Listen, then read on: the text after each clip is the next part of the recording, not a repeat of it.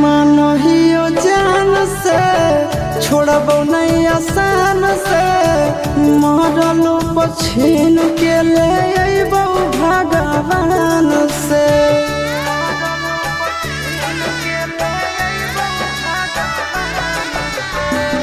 मानहियो जान से छोड़बो नहीं आसान से मरलो पछीन के ले अइबो भगवान से।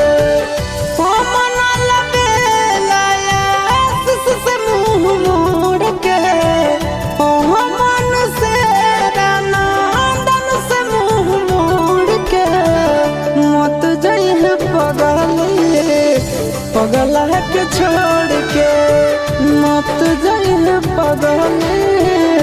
पगला के छोड़ के।